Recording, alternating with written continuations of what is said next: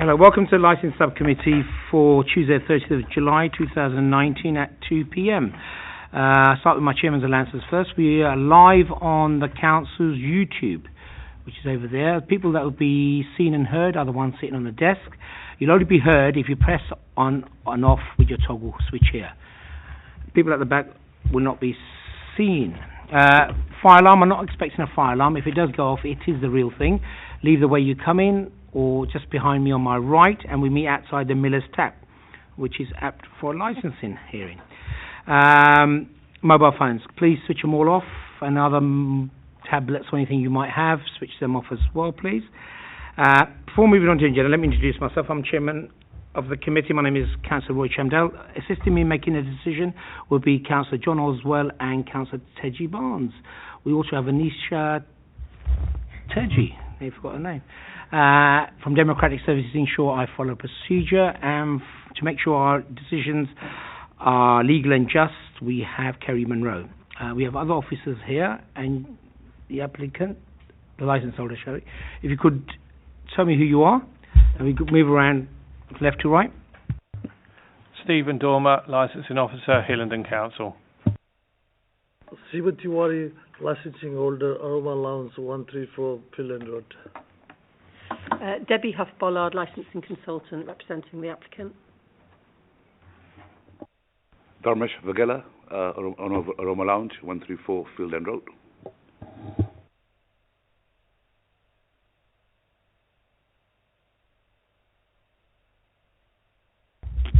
Introduce yourself, Councillor.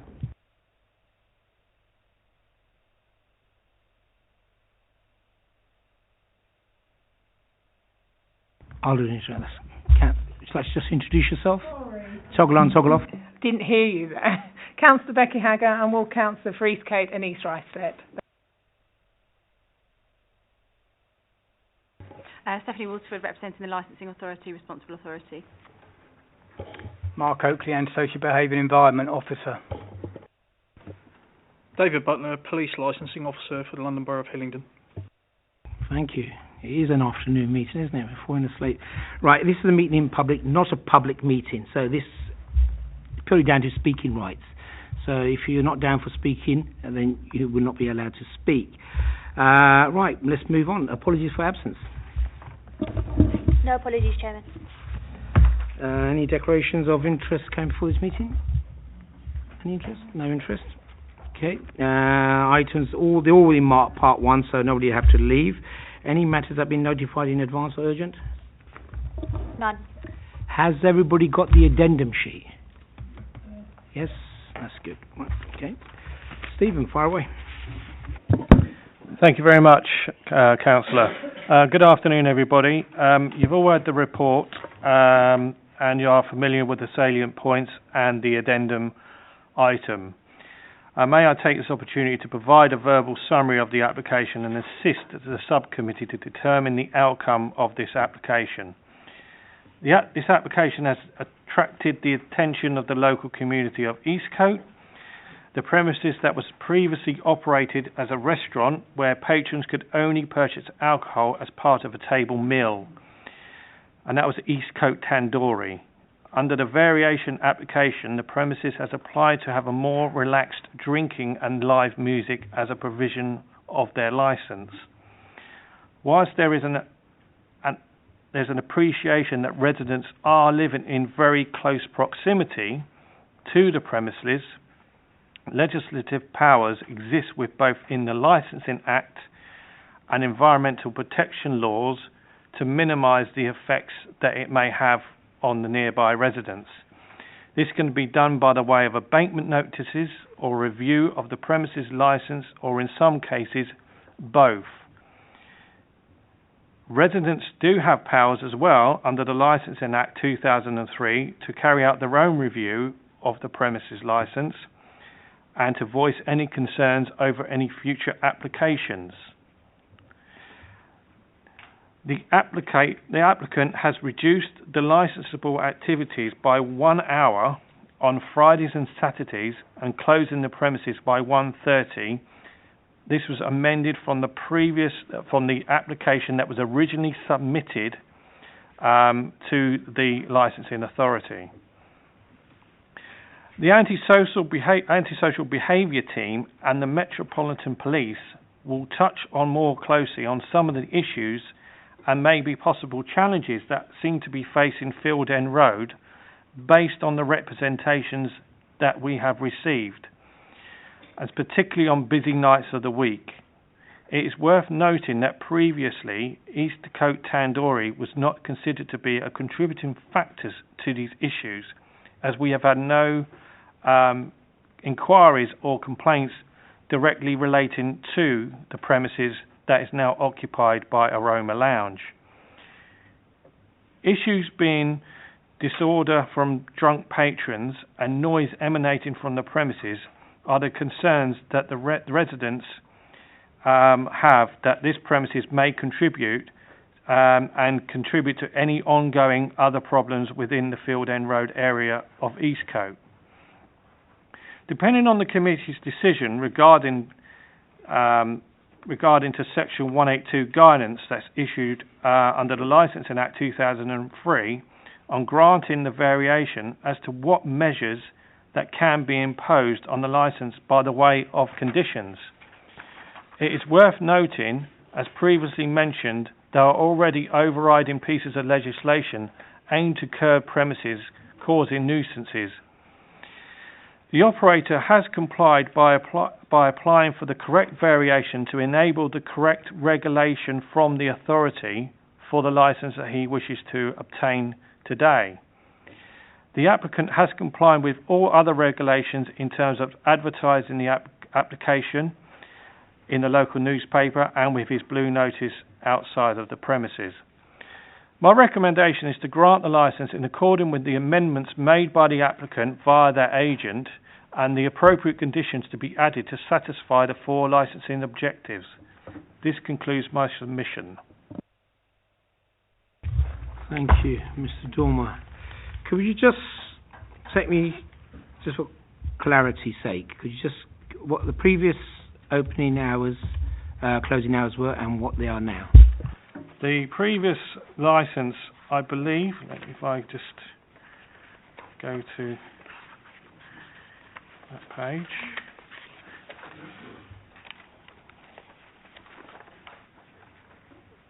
They previously held a licence for the sale of alcohol to be page 4.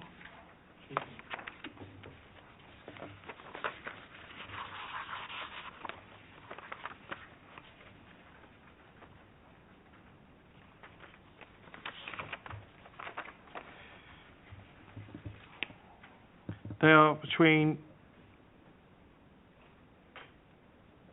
10 o'clock till 12 o'clock Monday to Saturday and 12 to 11:30 on a Sunday. That was for the sale of alcohol. Yeah, if you go to page 7, 7.1, third paragraph down, could you tell us a bit more about this live music in terms of what kind of controls will there be? Currently, the controls that would be in place at the moment with the current conditions wouldn't satisfy the licensing objectives for live music. Without looking at their proposed conditions now, let's check the application.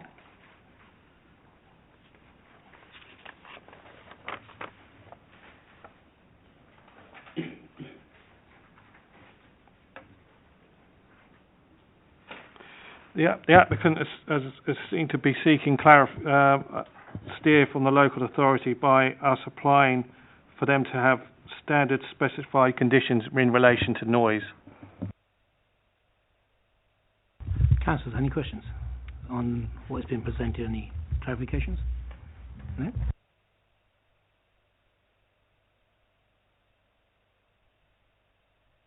Right. Who would like to speak?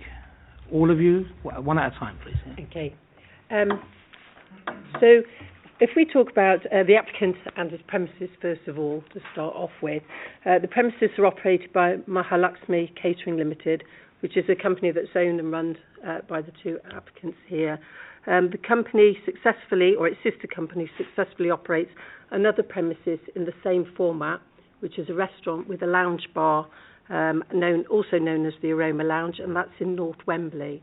It caters for the Asian community and has done so without any issues or problems, any concerns raised with its licence. The Aroma Lounge at 134 Field End Road has previously been run as an Indian restaurant, as already been explained. The new owners wish to adopt the same model that they do for their other premises in North Wembley, catering in particular for the Asian community. During the day and early evening, customers are predominantly Asian families taking meals together, and then later on business people from the community come to have a meal, and for some to have a drink afterwards or just to partake in a drink after work. There's the purpose of having the bar area to the front of the premises was for those customers and for some who wanted to come in and just watch sport on the TV and have a drink after work.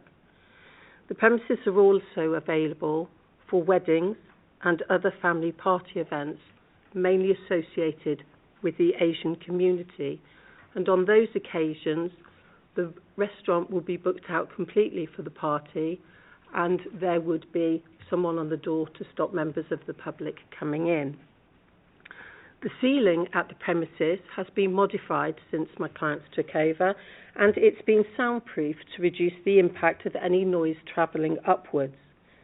The premises will not be marketed to and have not been intended to appeal to other members of the public who would be going out for a party night, as you might like to say, when partaking in the night economy. Now, this application is for a variation, as we know, to an existing premises licence that was recently transferred. As has just been stated, the current licence is for the sale of alcohol in the restaurant from 10 until midnight on weekends and to 11:30 on Sundays. The late night refreshments are till 30 hours after terminal hour for the sale of alcohol and for recorded music.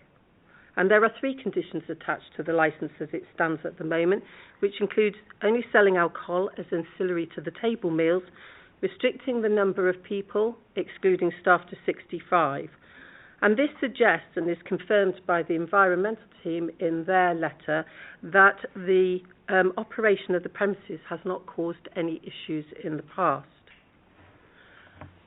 I would like to make it clear that prior to the application being submitted, a review was undertaken of the local authority licensing policy, and it was done to assess and understand whether there were any local issues.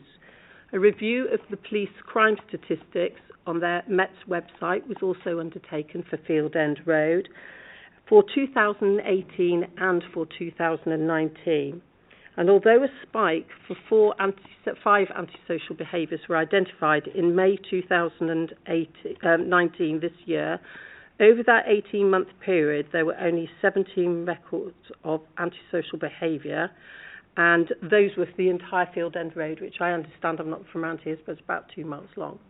So the review of that gave a suggestion that there wasn't anything out of the ordinary or exceptional with problems in Field End Road. Now, I'm saying this just from my perspective. None of us are from the Field End Road, so we can only go on what information was available to us to see whether there had been any problems. The local authority licensing policy also suggests that prior to making an application, it would be a good idea to consult with the licensing authority and the police licensing officer to see if there were any issues. So an email was sent on the 4th of June. The email says, and this went to both police and to the licensing officer, I'm instructed to deal with the transfer of the existing premises licence as well as the following variations and would be grateful for your comments before submitting the application to vary. 1, remove general condition 2 so the premises can operate as a bar to the front area. An updated plan showing the reduced light restaurant area will be supplied with the application. 2, vary general condition 3 to increase the number of persons to 90. 3, to sell alcohol for consumption off the premises so diners could take wine purchased with them away at the end of the meal. 4, to amend the times for selling alcohol to 1200 to 0100 Fridays and Saturdays. My client is currently undertaking renovations to increase the size of the licensed area, includes soundproofing, upgraded fire alarm and CCTV. A Challenge 25 policy will be put in place with a register recording all challenges. Staff will receive induction and regular training, and this will be covered off in an updated schedule of steps to be taken to promote the licensing objectives. I look forward to hearing from you as soon as possible. Now, I send that email or similar email out to lots of licensing authorities and licensing police officers before I submit applications. I once didn't, I got my tail burnt for it, so I do send out that email. Normally, I get either, hello Debbie, thank you very much for your email, we will have a look at it and come back to you in due course, or alternatively, actually we'd like to see a copy of the draft application with the policies and then, the steps to be taken, and then we will come back to you. What I got was an email from the licensing authority which says, thank you for your email. I have the following comments regarding the proposed variations. 1, assume the restaurant condition will remain in place on the licence to cover the restaurant area. 3, may be a good idea to proffer of a condition that all off-sales will be in sealed containers. Regards, Mark. And that's Mark McDermott from licensing. I had nothing from the police whatsoever. So I just want to put that into perspective when you look at the application and what was then put in, because I think that's important. So the application was submitted on the 6th of June and properly notified, last day for representations being the 5th of July. And nothing was heard from anybody until the 27th of June, when I received a call from, I believe it was Stephanie, asking me if she could come out to visit the premises on the 2nd of July. I had other engagements, so couldn't attend, but contacted Sheba, and he agreed that they could go down, and the visit was arranged. I understand that during that meeting, licensing in particular mentioned some issues that they thought could probably address that might end up in there not having to be a committee hearing. And we, as a result of that, well, Sheba in particular, as a result of that conversation, understood that we would be notified of that prior to the last day for representations. Nothing was received until we got from licensing after the representation period, when we got the bundle of all the reps that had been received. So there was no opportunity to make any modification prior to the last day for representations, because that hadn't been confirmed in writing. It was something that was mentioned at a meeting and probably needed some clarification. It's also of note, I understand that the Environment Officer went out and spoke to some of the residents, and I can tell from at least one of the representations that forms were handed out to residents. It is of note that the representations from residents appear to be after that visit. I would also make another point, and it is in the addendum, so you've already read this, but it is important, that on the application, and it's at page 18, and it's in section 8, it does say that the music will be played occasionally for weddings and other parties celebrating family events and will be unamplified. Okay? Now, in the representations that you will hear as we go through later, it repeatedly talks about live and amplified music, and there are people concerned about it being played every day. And I think there has been either the application form hasn't been read in detail, or there's been a misunderstanding. I hope it's the second and not the first, because anybody making representations should have read their application in detail to understand what was being proposed. We've already gone through the principles for the Hillingdon's approach to licensing. That's already been set out by Steve, and I thank him for that. Particularly, the authorities has a duty to uphold the prevention of public nuisance, but it should recognise the duty will not replace the authority's responsibilities under other legislation. So, for example, under the Public Nuisance Act using noise abatement notices, etc., if there was a problem. So I then want to go on to deal with each of the representations that have been made and to make the comments that my clients feel are necessary on those. The first representation at page 33 is from Licensing Authority, who, as I say, were consulted before the application was submitted and were told exactly what was going to happen, particularly about soundproofing in that email, which was acknowledged by Mark McDermott. They make the representation relating to the prevention of public nuisance, and the letter states that the writer has accessed the application, refers particularly obviously to the increase in hours that my clients requested, and to the use of live music. There doesn't seem to be any acknowledgement of the fact that the application did specifically say that the music was only occasionally for weddings and family events and that it would be unamplified. The representation refers to regular complaints received by residents and low-level antisocial behaviour. And again, I make the point that we've not been able to find the evidence in any of the documents that were available to us or through internet research of that in particular. And it certainly wasn't mentioned to us during the pre-consultation for this application. Indeed, if it had been, then there would have been additional steps put into the schedule, although I have to make it clear that the way my client intends to run the premises, they are unlikely to attract the sort of people that are going to be contributing to any antisocial behaviour that may already be causing problems in the Field End Road.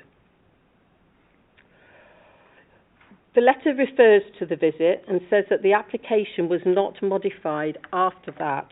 But of course, the letter is written on the 3rd of July, and we don't receive a copy until after the 5th of July, when the last day of representations has been made. And therefore, it wasn't possible for my client or I to speak to licensing about any modifications that could have been made to the application. We have, however, since agreed that the licensing hours will be reduced from 2 o'clock to 1 o'clock, with closing at 1:30.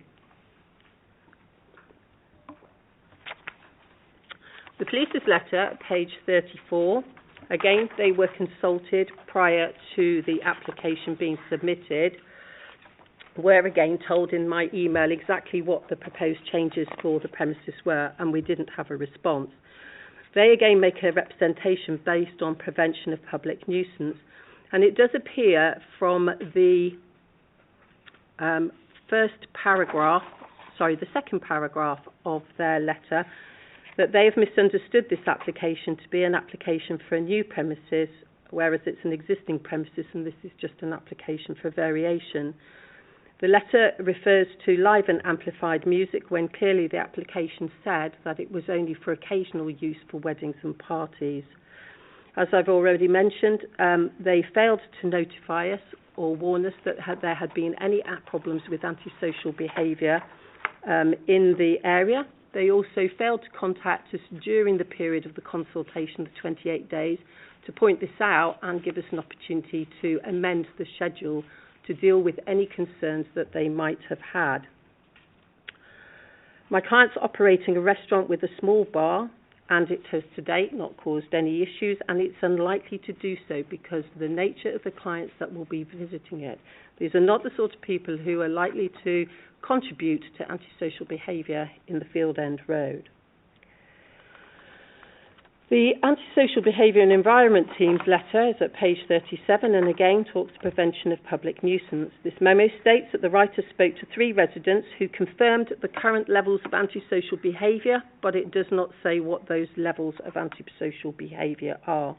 It again refers to live and amplified music, which is contrary to what the application actually states. Fortunately, it also confirms that to date there have been no complaints about the operation of the previous premises, which was in a similar format as an Indian restaurant and will continue to be the same now. It does, however, refer to high levels of antisocial behaviour experienced in the area, which, as I say, is not borne out by the figures on the Met Office site and a search on the Google website, which only showed up the review that you had in July 2018, which I understand was for Captain Morgan's Bar, where there had been a noise problem before, but nothing else was shown. That's contrary, the high levels is contrary also to what licensing say, and that will be, I suppose, for everybody to decide whether the antisocial behaviour in Field End Road is low, is high, or what it is. But the question actually then is, who's doing anything about it? Because if there is antisocial behaviour continuing, surely it should have been addressed by now. It's certainly not something my client's going to contribute to, and something that I think the responsible authorities should be tackling themselves. So other objections, representations, we'll quickly run through. We've got Joyce Slaymaker on page 39, who's objected on all 4 licensing objectives, but she sets out no reasons why. And she says that she wants a reduction in permitted times for under 16s to be on the premises till 8 o'clock each day. This is something that can't work for my client. It's a restaurant, families have meals together, and to say that anybody under 16 can't be in the restaurant having a meal after 8 o'clock doesn't... Sorry, could you just tell me what page you're on now? Sorry, page 39.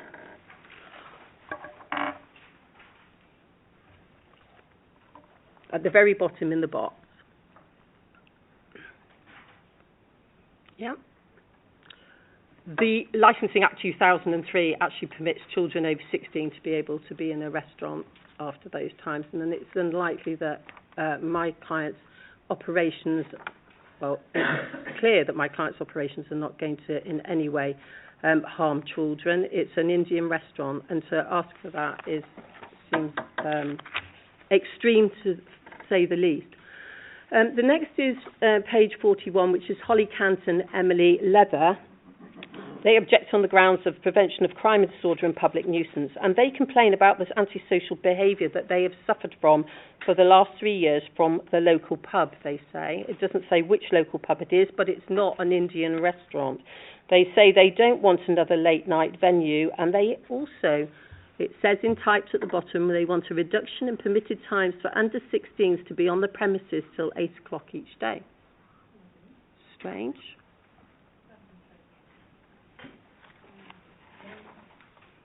Yeah, okay. Then we go on to Peter Somoju, sorry, I'm not very good with the pronunciation of names, and Addy. They've objected on all 4 licensing objectives and have made much speculation about what might happen for the premises, but go no further as to how that might happen, expressing concerns the application could lead to antisocial behaviour, nuisance with noisy fighting, urination in nearby alley. My client provides toilets for their customers. There will be no need for their customers to go elsewhere, and it is speculation, and I'm afraid isn't relevant to the operation of an Indian restaurant with a lounge bar at the front. It refers to children of the family above the premises being harmed and workers undertaking early shifts that might cause a public safety issue, but does not say how that would arise. Mr. Borden's representations on page 43 are much more thorough. He cites all the grounds of the licensing objectives for his representations, and indeed on page 43 goes into quite some detail about the problems with other bars in the area. We talk about Champers, Aaron's, the Ascot Pub, Manor House, the RE Bar, and he feels that the correlation between alcohol consumption and crime and disorder is clear, and is concerned that an extension will result in an increase given the later time that alcohol is proposed to be served. Again, I would state that this is not a place where people are going to drink excessive amounts of alcohol. This is a restaurant where people are staying to have a drink afterwards or come in for a drink after work. He talks about the prevention of public nuisance. He's afraid that the application, if approved, will increase the level of noise and antisocial behaviour in the area. The level of noise will not increase because, as I say, this is occasional live, unamplified music for weddings and parties. It will involve a sitar, a guitar and a harmonia, small keyboard, nothing more than that occasionally for parties. Apparently Eastcote already has an issue with noise and antisocial behaviour, which we understand particularly on weekend evenings, and it's believed that granting an extension to the licence to my clients will exacerbate this considerably. Again, I say that will not be the case. He does talk about the fact that no other premises in the vicinity, as far as he's aware, have a licence permitting the sale of alcohol and the provision of live music to 2 a.m, and anxious that if the Aroma bar was granted an extension, this would be more problematic. Now, we have agreed that the licence will drop, the licensing hours will be reduced to 1 o'clock in the morning. But I would point out to you that the Licensing Act 2003 specifically was brought in to try and spread the licensing hours so that we wouldn't have a situation where everybody shut at 11 o'clock and then we had people falling out onto the streets all drunk. What we're creating here, by my clients agreeing actually till 1 o'clock in the morning, is a situation where I understand that all the other bars that have to shut at 1 o'clock as well, or last licensing 1 and then closing at 1:30. So whilst we've agreed to this and my clients' customers are unlikely to contribute to noise, it's not helping by closing at the same time as everybody else. Yeah? All you're doing is just pushing everybody out at the same time, and I think that's something, again, that licensing should probably look at. If we go then, protection of children from harm, he says it's important to note that a number of families live close in the area. The increased noise levels from Aroma Lounge, which, as again I say, are not going to happen, would have an impact, particularly on children. The impact of the number of hours sleep that would be possible have a negative impact on residents and children, as well as the increased impact of noise. Again, I say there will be no noise. It also talks about the likelihood that smokers will congregate on the street outside the venue and will lead to a deterioration of air quality, which equally will have a disproportionate impact on resident children. I'm sorry, that is clutching at straws. There will be the occasional person who will smoke. Smoking numbers are going down. My clients tell me there's a small alley at the back where regular customers will be allowed to go, and anybody who's not familiar is a visitor, not familiar with the premises as such, will be asked to smoke outside, but they will ensure that there is not a large number of people congregating and having cigarettes outside, no more than 3 or 4. Okay? And finally, public safety. Apparently, as a result of close proximity to the Ascot pub, there would be a danger to public safety associated with venues serving alcohol. Mr. Borden has encountered very drunk people in the area, as well as broken glass. Again, I say, and if that is the case, and I'm not saying it's not, but it's not the type of customer that will be coming to an Indian restaurant with a lounge bar. Okay? So that's Mr. Borden's comments. He says that he would request the licensing authority reject the application to vary on the basis the extension will not achieve the licensing objectives. And I say that is not the case. My clients will be able to achieve the licensing objectives in the manner in which they intend to operate the premises. And he also urges the licensing authority to grant the application with fewer hours. I would just remind the committee that this is not a review of my client's premises licence. This is a variation, and a reduction in hours could only be achieved through a review of the licence, which we hope won't happen at all.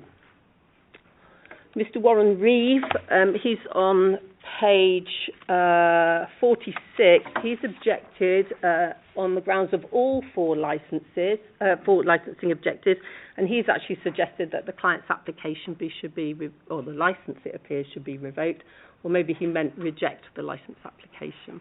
Let's hope it wasn't a revocation, because this isn't a review of the licence.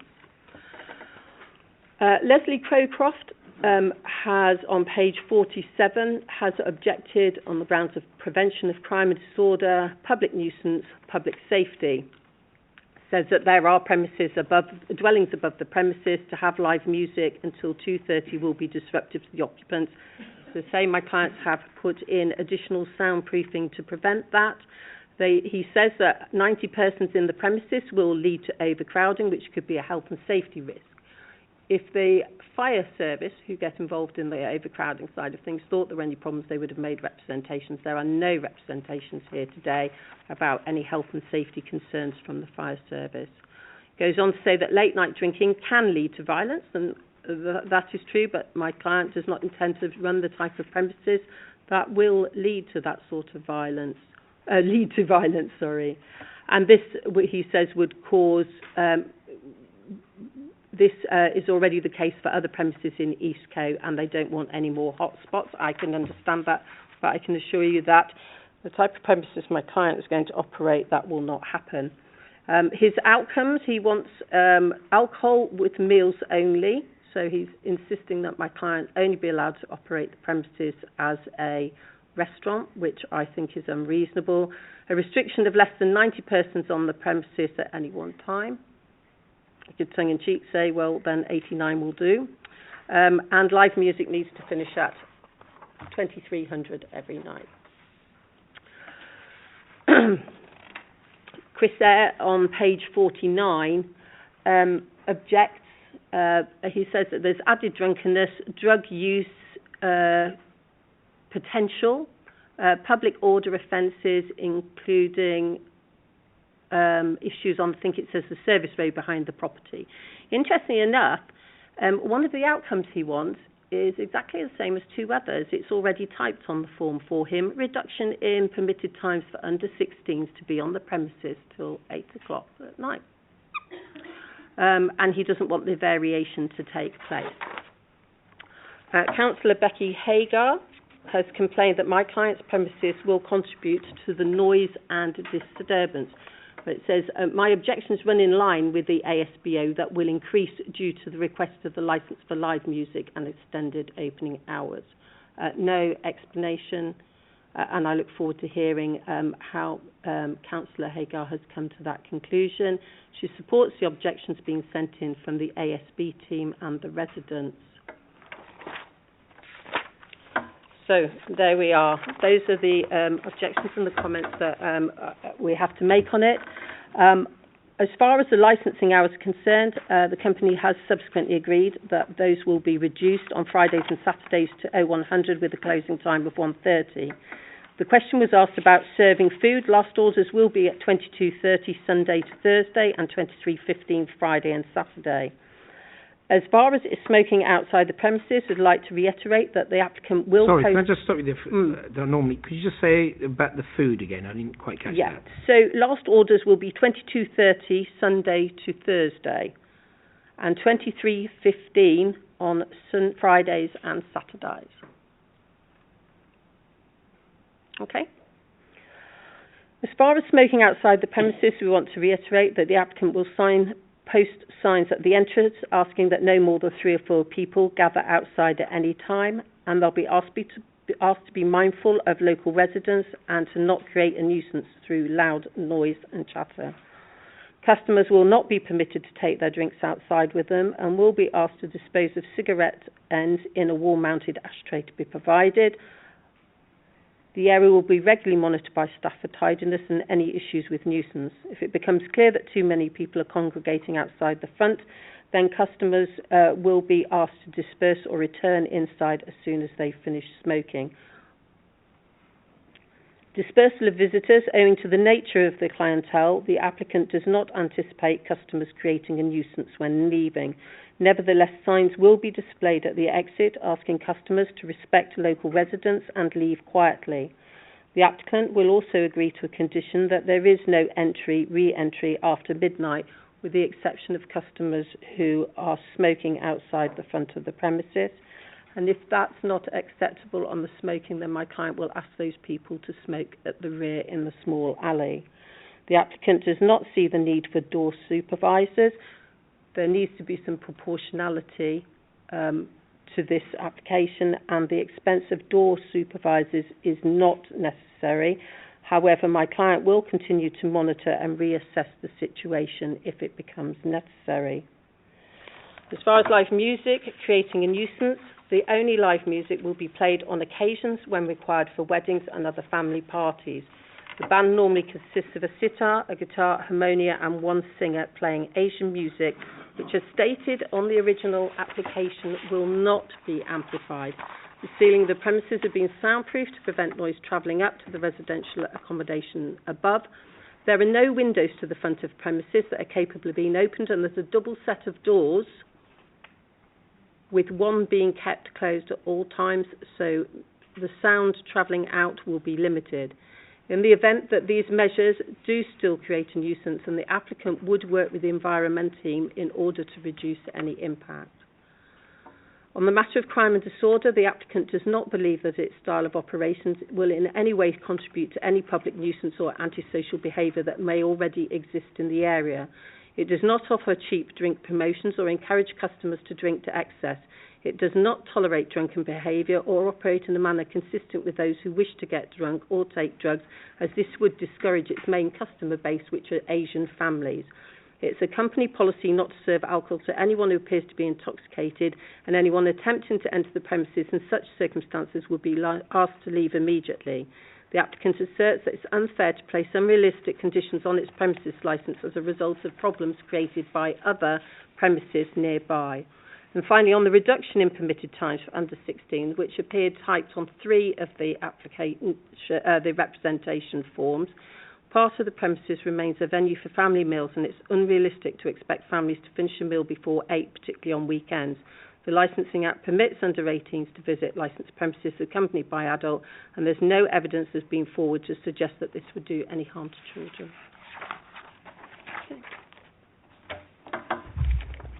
Switched off. Thank you very much for that. As you're aware, you know, all cases are judged on their own merits, and what is in our information pack, you can firmly believe that as a committee we know what weightings to put on what things. We understand about amplified, unamplified music, so there. So just a few questions, clarifications on what you have presented first of all. You mentioned something about going behind the premises, and you mentioned that on, I think, 2 or 3 occasions. What I would like you to do, if you could, tell me exactly what you mean by that. That's one point. If you let me finish. Secondly, how are patrons going to be around that area? And thirdly, how is it going to be managed? So there is to the rear... I'm quite keen for the applicants to speak as well, you know, because they will be running the business. And as you said, you're not from the area, but, you know, they're running a successful business, I understand you said, also in Wembley. So it'd be good to hear what they have to do. Yep. In our premises, there is a small alleyway back, non-covered one, to go to the backside alleyway.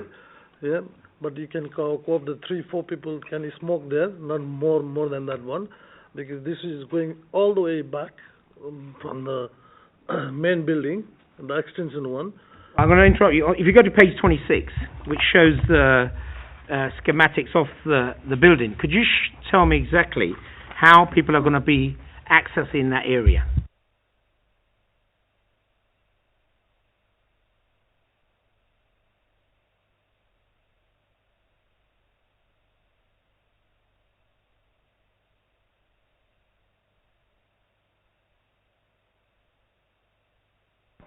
You know, our plan, so the fire exit in the after the store in the side. So they'll be using a fire exit route to go. Is it still inside the building, or will they be outside the building? This is you know, the how is described. We have a double door in there. People can't go outside, but it's still inside the premises, but the open alleyway. Now you've totally confused me. Now, are we talking about the front, which no, is back? Right, we're talking about the back. Okay. Yeah. I do apologise if I sound a bit thick-skinned, but you know I need to understand in my own head. So where it says bin storage, is that where people will be congregating? No. Before the bin storage, there is before the bin storage we have another door, metal door. Yeah. I can't see it marked on it, but so will they be using a fire escape to go outside to smoke? Only the regular people, not everybody is going there. Only the 2 to 3 people. I get that, what I need to understand is, this is outside the building, because looking at the building itself, there's no side entrance, so they would have to walk through the kitchen, or No. I'm a bit confused there. That's why. No. So they walk. There's a door there. I can see the door there after a store. Yeah. Yeah. Okay. So they walk down the fire escape route, Yeah. and at what point do they come out at the back of the building? No, in between there is no, the open space. There, between there is open space. It's a narrow passageway that they can... So is that stand and fire have to escape get- route? Is that out in the open, or is that in the building? Inside the building, but it's open. It's outside. It's outside. It's within their premises, but outside. It's an alleyway. Right. It's an alleyway, so And it has a gate... it's open to the elements, is it? Yeah. Yeah. And it has a gate at the far end, so people... Right. Is it covered in a ceiling? No, So it's open there. open. Okay. And how will people be managed there? My staff, myself. Well, we normally, it's not a big restaurant. It's a total 90 people with sitting. We make it, and most of the time, from the bar, you can see the people going toilet, are coming inside everywhere. That's why we put the bar from the previous place to in the middle. Then we can watch everybody from the bar people, staff people, and outside. We take the order, everybody, and when the people comes, we always to give the staff to the training. When they want to go to the smoke, don't go everybody in one time. If you go or ignore the staff, we're not allowed to do serve the food from the next for you guys. We already start to give the training to the staff as well, and we monitoring. Just 2 days we start to running the business now. 2 days, and we doing as for the everything. Give the staff to training to look all the peoples, and we told the customer as well. Going outside for the cigarette, always go 2 to 3 people only. If you see the outside already people is smoking, wait for them. Then when they let them come inside and you guys go. I get that part, because nothing is mentioned in your application regards people smoking behind the premises. It only states that, which I'm not sure how you'll manage, but you explain it to me, and obviously it looks like an operating procedure, some sort of operating procedure, but it does say requesting no more than 3 or 4 people to gather outside. So that's a statement that's your control. Your control is not more than 3 or 4 people at any one time. Yeah. And yet a sentence later, further down in the paragraph, it says if it becomes clear that too many people are congregating outside of the front. That seems a contradiction in terms that, one, you have a control in place, but if that control is not going to be met, this is what you're going to do. Am I clear in understanding this, what's been represented? Can I just say that the point on smoking in the alley was only brought to my attention today, and actually... It's not about that. All we need to know is, and this is for everybody, is the representation that you're making today is what we're going to decide on. Yeah, I understand all the other points you have made, but it's on the representation that you make today, on the 4 licensing objectives, solely on the 4 licensing objectives, is how we do this. Yeah. So if you just known 30 seconds ago, so be it. But the point is, this is for now for the committee to consider. But yeah, am I right in saying you're going to have 2 points of smoking, where you're going to have no more than 3 or 4 people? Yes. Okay. Further, just again on the addendum sheet, while I'm here, that's page 2 of the addendum sheet. If you look at the second paragraph down, the premises will be not marketed or intended to appeal to other members of the public going out to partake of the night economy. I don't understand that point. Okay. That Could you just explain that for me in how you've arrived at that? Okay. That if you let me just finish that. If you just switch off.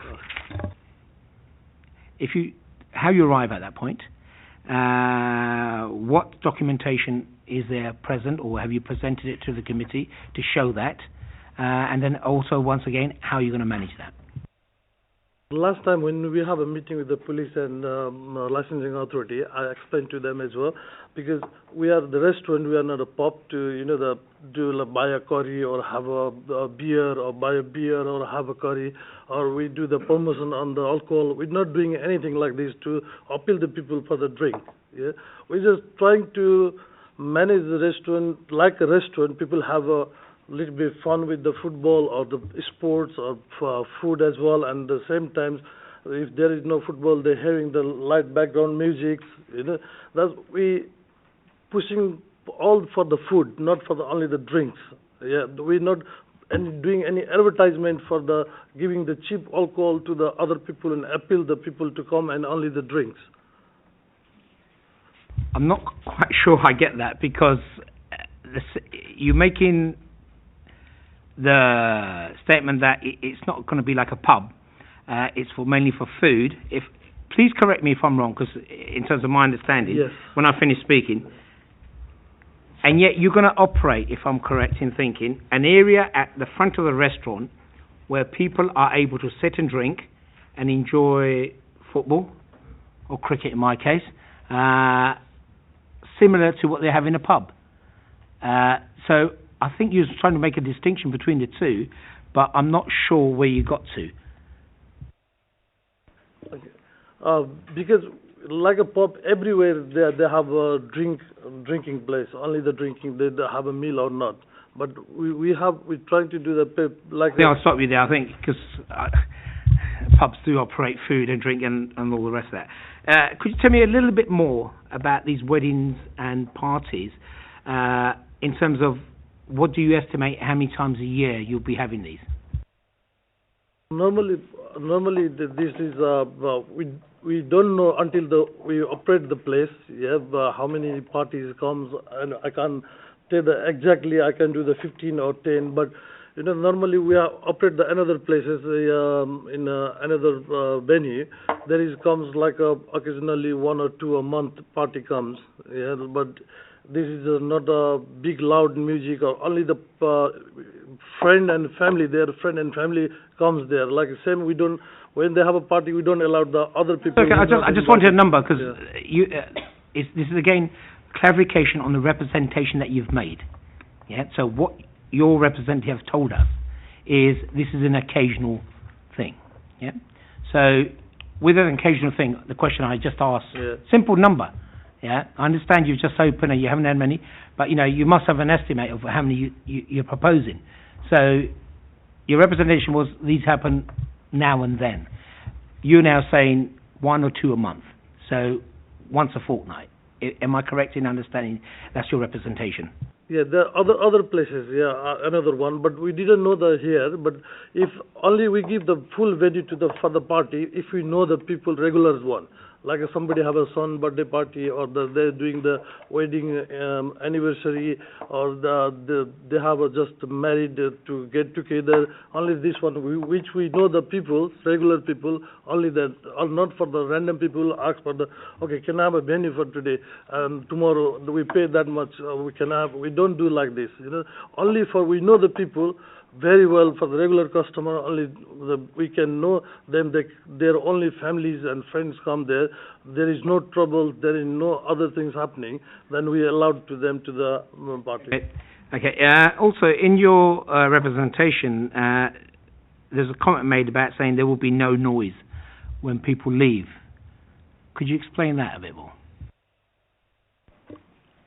Most of the time, when the people is going home, we always told them when you leave the premises, please keep quiet. And when we open the door for they're going home, one of the staff in the door, we always told the people, please respect the residents. Don't make a noise. I get that, but the comment was made was there would be no noise. So could you? Let me finish, sir. The comment was made, there will be no noise. What I need to know is, I understand the general thing that what you said, I understand the general gist of it, and I understand all that. But the comment made was, there will be no noise. What I want to know is how you're going to get to that level where there is no noise. There is, I can't say 100% there is no noise. Yeah, people when they. So there will be there will be noise. Yeah, okay, I get that. Okay, thank you. Also, there was a comment made about having all the establishments closing at the same time, and if that was the case for your premises, there would be an effect on I think it was the volume of people leaving, or there'll be some antisocial behaviour. I wasn't quite sure. Could you explain that to me, if there's any evidence that you have to support this? No, the comment I was making was generally that we have already agreed to drop till 1 o'clock, but actually it would have probably been better if my client's premises had stayed open till 2, because then everybody wouldn't be leaving at the same time. There wouldn't be, should I say again, there wouldn't be the risk of lots of people emptying onto the streets at the same time. Okay, so I get that. So 2 o'clock or even 12:30 could work both ways. Oh, very much so, yes. Councillors? Councillor Oswald, on what has been presented, yeah? Yeah, thank you very much, Chairman. Yeah, thank you for your presentation. You made your points quite clearly and understood them. I'm interested in one of the comments that you made about last food orders for 23:15 on a Friday and Saturday. And I think that that's probably a good idea. But what time would you close the door for the last customer to come in the restaurant?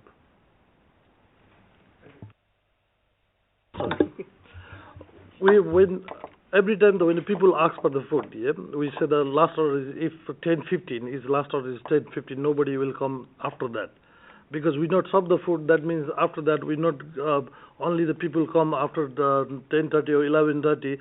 Then only for the drink. We not serve the drink as well. Sorry, the question was what time is last entry into the premises? Yeah, that's the last time when the people is coming 12. Yeah, for the food. Yeah. We sometimes what happened, the people we know the regularly. Sorry, Councillor, was the question about what time? Sorry, Chairman. Just clarify the question, because I think we're getting mixed messages here. Yeah, thank you, Chairman. What I asked was about the last food orders at 23:15, which is 11:15. What time will you close the door for the last customer to come into your restaurant? The last customer is probably the midnight. That's it. Or 12 o'clock.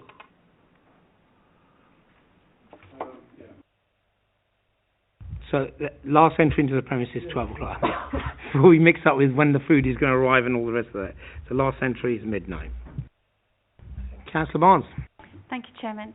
Thank you for your information. It was very clear and detailed. Thank you. I just wanted to ask you again about the weddings and the private events, really. You've said 1 or 2 a month. Is that all year round, or do you have sort of spikes where it's more seasonal, such as weddings in the summer or other events sort of near Christmas time? But the birthday is any time it comes, we can't in the season. But wedding is a season wise. The wedding comes more for the Asian wedding in the season wise. Yeah, that's true. Is that more in the summer? So would you say sort of like May till September would be more Indian weddings, or? Yes, there is like a yearly 3 months is more. The September and the July and the August is more wedding times for the Asians. Far away. So on those events where you would have probably the full capacity of people in the restaurant, especially with the issues of the smoking, would you then have more staff to monitor where all your punters will be standing and things? Yes, we do, because when we have a party, we always have a extra staff. The normal day, if you have 2 people or 3 people in the front for working for the serving the customers, then when the party, instead we need 3-4 people more for the working inside, because for the service wise and the food serve everything and monitor the customer for everything, we need 2 to 3 staff extra when we have a party. Can I add something to it as well? We might even have security, because obviously we don't want anyone, if it's a private party, we don't want uninvited guests coming in because they've hired the whole venue. So we might have security on the door as well. Thank you. Thank you. Just on that point of security mentioned, could you give me a bit more information how, in terms of what kind of guidelines you'll have in place as to when this security will be sort of in place, and why you would think you need it? If somebody hires the whole venue, for instance, 80 people in there, he's hired the whole venue for his guests. So to have the security on the door will be telling other guests, other uninvited guests, I'm sorry, it's a private party tonight, and monitoring obviously people going outside, inside, and hopefully keep the noise pollution down. Not quite sure. So, is it a personal experience that you're speaking from now that you require SIA, I imagine, staff for functions such as when you fill it out, so 80 people, and the sole reason why you would have them is to prevent walking guests coming in. Is that correct? You need SIA though for door supervision. You're not allowed to have door supervision for anybody other than SIA, so to make that point.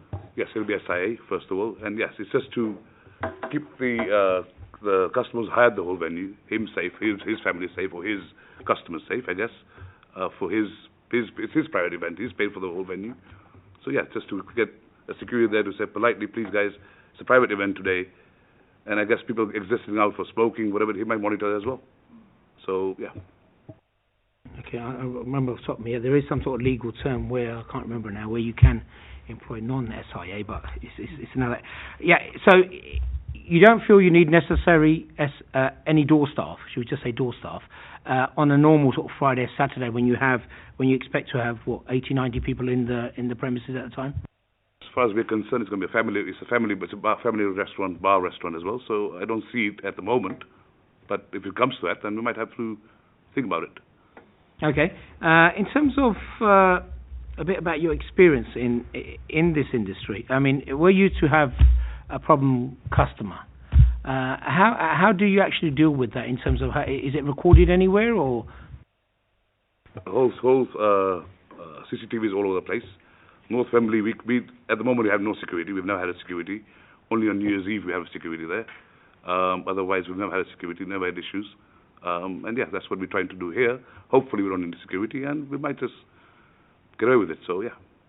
So will there be a persistent offender coming in, making a racket, going outside, making a racket? Do you have any procedures in place? How is that controlled, sir? The only way you can control is ask them politely to leave the premises. Will the police come to get involved and want to have a look? Do you have any records showing that? We will have, yes. And how are these records kept, sir? Yeah, we do make the files for everything. We make the incident books. Yeah, which one we put anything happen in there. We put the date, time, and everything, and then easy for the police as well to look the specific time to go through the CCTV and everything. Every time, even though in North Wembley we have an incident book. Anything happen, either the people we need to call the ambulance for their own health reason, or might be that something happen, a small issue, or somebody we see that somebody going to toilet time to time. You know, we said that these people going to toilet time to time is suspicious for the drugs use or anything. We put the note next time. We told our staff as well, watch out these people for the next time. We always do these things.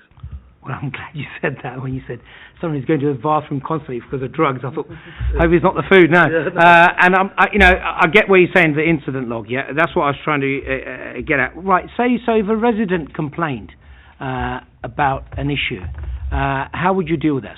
You know, even my old premises is inside the full residence place. Yeah, there is everywhere the houses inside nowhere zone is the restaurant. Brief. I'm a resident. Yeah. I've come to your restaurant. You're not there. Your partner, I believe, is not there. Yeah. So how would you know about a resident has come to complain about noise, smoke, whatever? I just need to know in principle, how do you deal with it? Yeah, with what we do normally, every time we told our staff, if somebody comes to and complained it, straight away give it to our personal number. Any issue, told them to the the phoners, yeah, and the deal accordingly. Make happy always for the residents, local residents. So if I can just sort of close that down, so would this be recorded in your incident log? Yes. Thank you. And the point about you giving your personal numbers, so the resident could sort of talk to you directly. Yes. So that could be a rapid response in terms of that. Okay, fine. Thank you. Councillors, once again, anything else? No? Right. One. Who's next?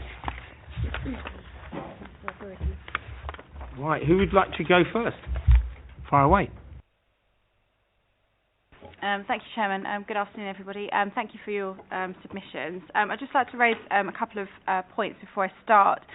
There's been a few points made about the timing of the representations, but I'd just like to make it clear that all representations were received within the period, the 28-day period for representations. And also the pre-consultation email that was sent didn't actually make its way to me, so I hadn't actually seen it. It was sent to the generic licensing mailbox. And it did also mention the times of 1 a.m. rather than 2 a.m. that's actually appeared on the licence. So just to clarify that. Also, with the points about live music, having attended quite a few live music functions myself, I'd just like to make the point that unamplified live music can be just as much of a nuisance as amplified music and can cause just as much disturbance in a particularly small premises, so it's just to bear that in mind. However, I am pleased to see some of the measures that have been put forward in the addendum today, and also like to thank Mr Tawari and his partner for attending the meeting where he did explain in some detail about the business model and type of operation that would be carried out. So overall, I am grateful for the amendment of the application to cease activities at 1 a.m. With a close of 1:30 a.m. Friday and Saturday, which is more in keeping with the surrounding licence premises. We have talked about potential cumulative impacts. However, I don't personally believe that that's an issue at the moment for Eastcote. However, that's something we do monitor regularly. I'm also pleased to see some of the additional measures to promote the licensing objectives, which have been addressed in the addendum by way of public notices, please leave quietly, etc., etc. And just to add, many people who live near a licensed premises, they have a general acceptance of the activities that take place. However, there can be issues when the goalposts are moved and we know where those parameters are changed by way of a variation. And it's the licensing authority's responsibility to consider whether those parameters are still appropriate and in keeping with the licensing objectives. Particularly during the early hours, ambient noise in the local area will be sufficiently reduced, meaning that any noise emanating during those times will be experienced all the more. I'm of the view that there are a number of suitable measures that have been promoted within the addendum in order to promote the licensing objectives. However, there may be further measures which you may consider appropriate. And whilst I do not believe there are sufficient grounds to refuse the application outright, I would request that the licensing committee have regard to the representations received and would suggest that the measures that are contained in the addendum form the basis of conditions put on the operating schedule. Thank you. Thank you, Ms Walford. I think a question that was asked already on page 33 was on the last paragraph. Eastcote is an area where licenses regularly receive complaints and generated by it. Do we have any evidence of that in terms of any MEs? That's members' inquiries from councillors. I understand we are going to have ASB speaking and the police, but do we have anything? Not on this day, no. Short of members' inquiries that are received quite regularly for Field End Road as general, not in relation to 134 Field End Road, because obviously it hasn't been operating as described in the application at any point, but no specific ASB reports. I'd refer to my colleagues from ASB and the police for those. And in light of the submission made on again, we're still on page 34, on point 5, policy for smokers using the front of the premises. Could you give me your thoughts on the part that we've just been told it'd be also smoking at the back of the property? I have no adverse comments on that. I think as long as it's managed properly and the numbers are kept sensible, I believe it should work. Okay, and finally on point 3, again on page 34, the provision of door supervisors. There's no, when were these expected to be in place in your submission? Is that every single day, or is this only at the weekends? The comments put in my submissions were really referring to the absence of any information in the operating schedule, and it was more a list of things to expand on within the operating schedule. The provision of door supervisors, one would expect to see 4 premises operating at 2, 2:30, 3 o'clock in certain areas, particularly where live music was, or they were more of an entertainment venue.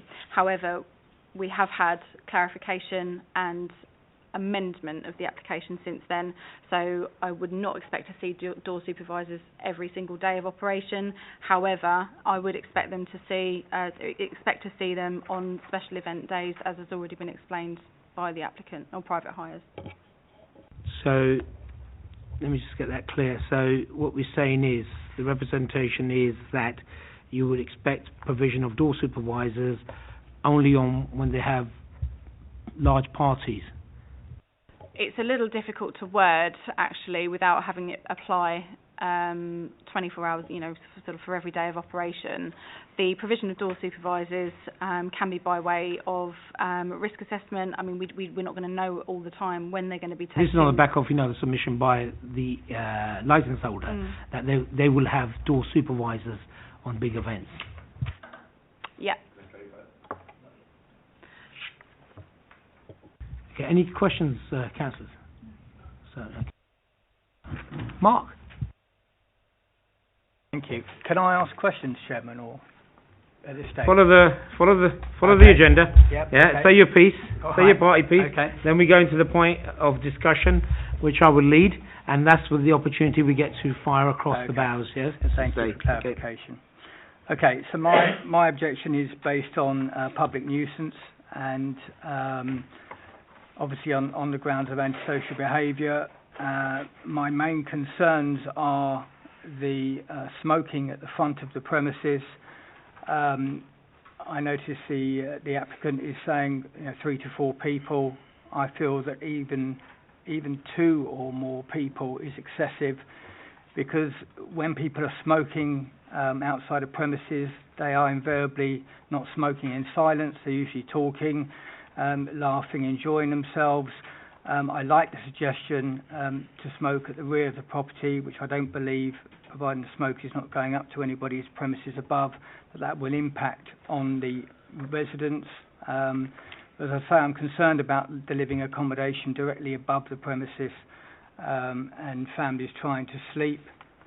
My next major point would be the music being played, as in the live music. As my colleagues already said, live music can sometimes be as loud, if not louder, than amplified music. Although it's been clarified in terms of once or twice a month, it seems very inflexible in terms of that could obviously change, very ambiguous in terms of birthdays, special events, weddings, etc. Could quite easily turn into every weekend. I'm just not happy around that ambiguity and the impact of potentially 80, 85 people clapping, cheering after each song. There's no volume on the human voice, unless somebody chooses, of course, to lower their voice. And there's no volume on live instruments, unlike amplified music where you can turn it down. You cannot turn down musical instruments or voices unless they're going to whisper. Soundproofing, I don't know what the standard of installation that has been installed. I would like clarification and further information on that. My understanding is that if there's an objection around this, that under Licensing Act 2003, the applicant needs to provide an acoustic report of what the levels are like inside the nearest noise-sensitive receptor. This is likely to be the property upstairs, airborne noise. The onus is on the licence applicant to show within the operation schedule how all forms of noise will be managed. Obviously the premises has currently been refurbished. I understand it just opened a few days ago. I would be interested to see perhaps a use of TENS, a temporary event to demonstrate how this live music will be managed as well as the background music, if there is any, and how that will impact the residents living above. Opening hours, I disagree with my colleagues on 1:30. I still believe that is too late. I'm suggesting that 12:30 should be the close on Friday and Saturday, and 11:30 Sunday to Thursday. I disagree with the argument about the Licensing 2003 Act. It has been widely reported that this has not worked, which is why the length and breadth of the country is full of incidents of drunken behaviour around the weekends due to people just extending their drinking to 2, 3, 4 in the morning, not staggering it as the applicant has suggested. And I'm also believe that the resident that mentioned that is incorrect, and that actually there are different hours. Certainly Captain Morgan, I know, closes at 11:30 now, so not every premises closes at the same time anyway. And the noise impact of customers leaving the premises, as the chairman pointed out, you can't.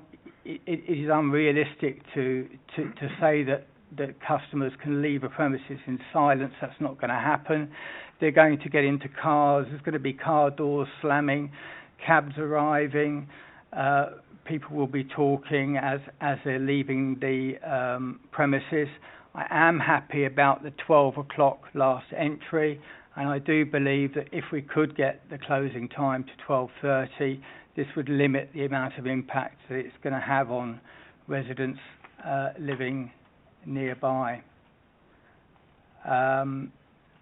Lastly, I accept that variations and changes happen, but the residents living in these flats did not choose to live in the vicinity of a restaurant bar. They chose to live in the vicinity of a restaurant only, and they didn't choose to live in the vicinity of a venue playing live music. I know there are very young children living in the flats above, because I've seen them and I've met with the residents, as I put in my report dated the 3rd of July. So I'm asking the subcommittee to consider modifying the conditions of the licence to close at 12:30 Friday and Saturdays and 11:30 Sunday to Thursday. Thank you. Thank you, Mark. Do you have any stats regards ASB that we have in this neck of the woods? Sure. The only recent stats I have, Mr. Chairman, is from the 20th of June from a nearby residence. Obviously, it's not relating directly. Has it already been presented to the committee? If it's not here, then I'm mindful not to accept sort of not hearsay, but sure. Do we have anything? Has anything been presented? I no. think I may If it's a yes or a no. If we haven't had it, then we haven't had it. No. Okay.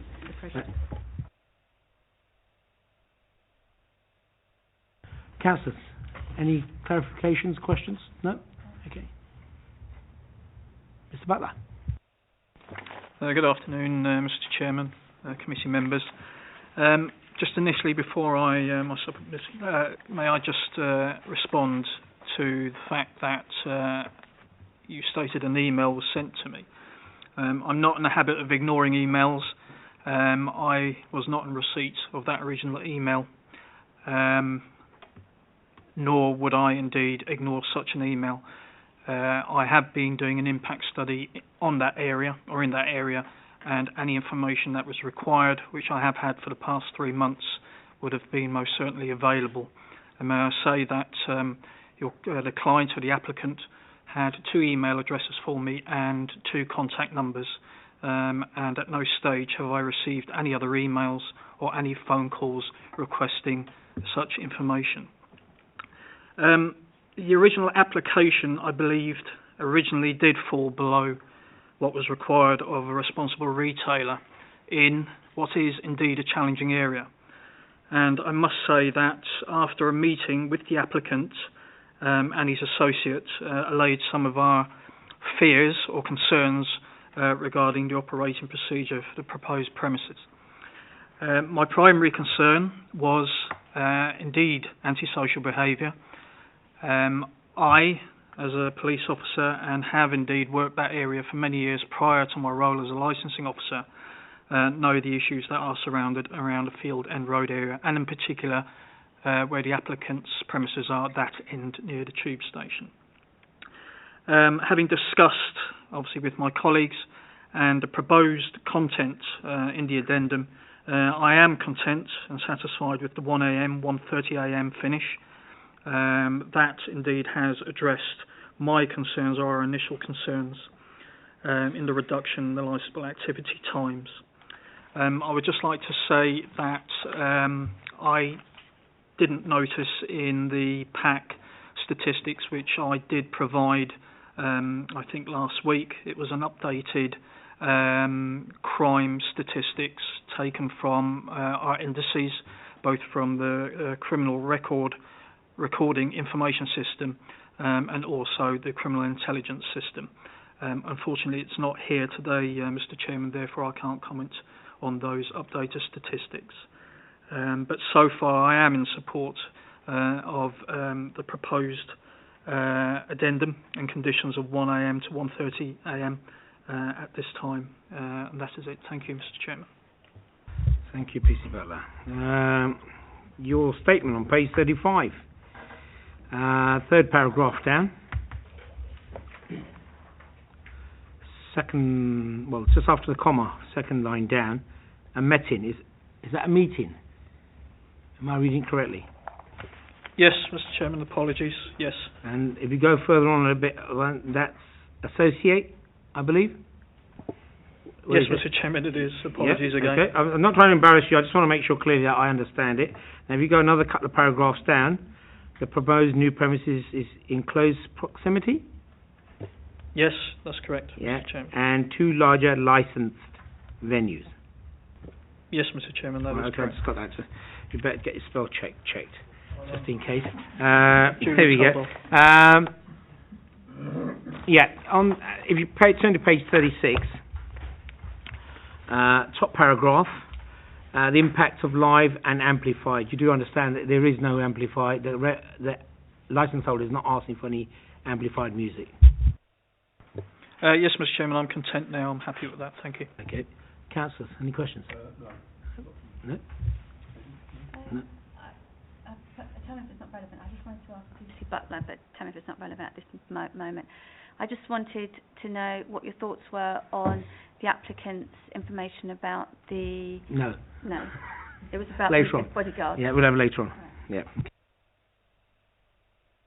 Now we move on to the resident... Oh, I think... We'll do the councillor first. Far away. Okay, thank you, Chair. Hello, committee.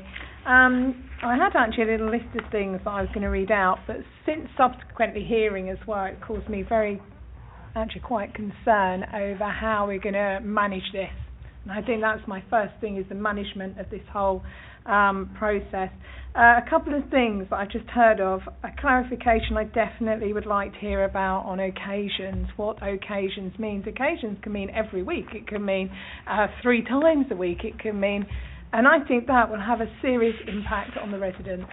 If it's twice a year, that's different. But I would like some much more serious consideration on what is, and the clarification, what is occasions. Safety and smoking is definitely an issue for me as well, outside, the back or the front, it doesn't matter. My concern is the safety among the people using the premises, the fire exits, the routes. I'm sure they've all been looked at and they are all legal, but I would just like a bit of clarification on that as well. Also, I'd like to add about it's actually multicultural, so it will be other parties using this venue. We're not just talking about the Asian community, we are talking about our community of residents in Eastcote. We are also talking about, if it is Asian parties, that we do have a multicultural area here, so it will be lots of different people using it. Live music too, this is a concern for me as well. If we are going to look at occasional being twice a week, 3 times a week, whatever it's going to be, that could definitely have an impact on the residents.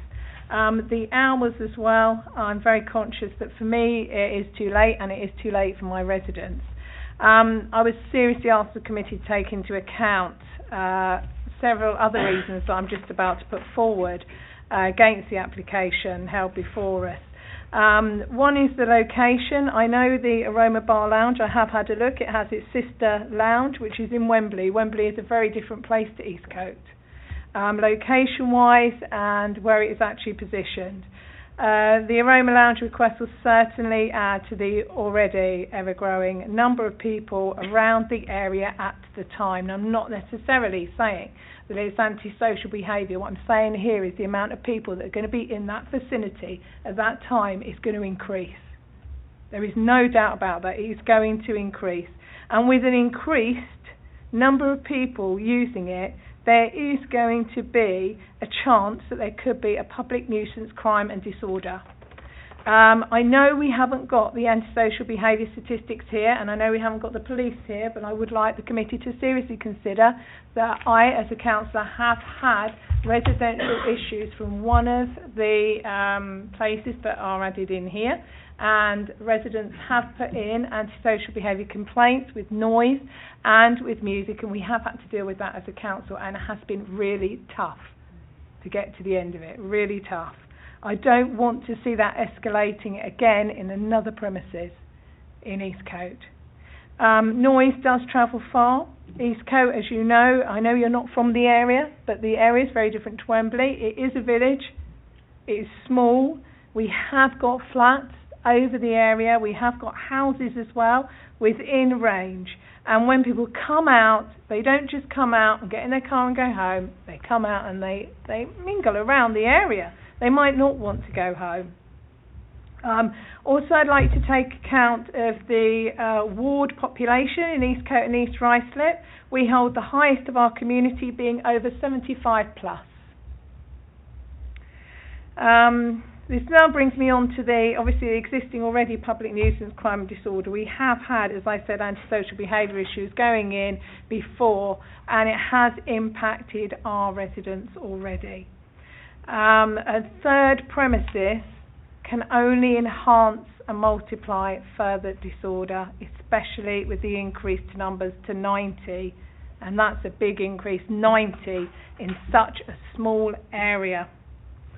The impact on residents, I believe, and I have spoken to residents, is very strong. This was actually just a restaurant. And we're making a whole change here from a restaurant to a restaurant and a bar, and now a restaurant and a bar and live music. So it's a big, big change to my residents. I believe that this type of request to vary its licence does not belong, or do we have any room for this in Eastcote? I would ask you to consider what I have just stated here.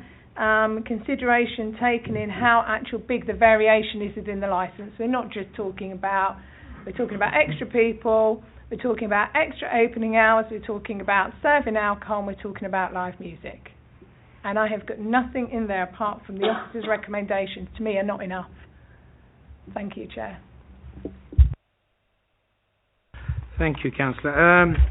You said in your representation that the increasing numbers would lead to disorder. Do we have any evidence of this in terms of any studies or something specifically connected to Field End Road? I wish we or is had, it your opinion? Yeah, okay. I wish we had the antisocial behaviour reports, because yes, when the second bar came in, which is the GO, I'm allowed to say GO bar, yeah. So when the second bar came in, we had extra. Thank you. We had an increase in antisocial behaviour. We have got that recorded because it's in there. But it's not here, unfortunately. So the answer is we haven't any evidence. You're right. Okay, I get that. Councillors, any questions? No? Right, okay, thank you for that. Who do we move on to now first?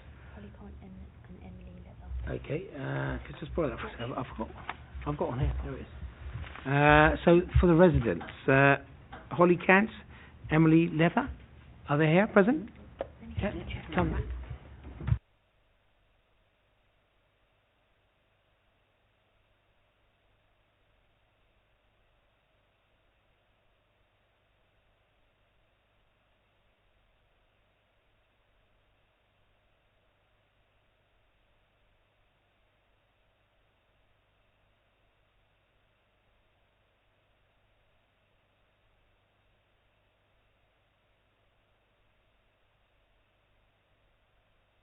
We're just going to pause slightly while the licence holder goes to a natural break. Yeah, we can do that. Both of them. Okay, all right.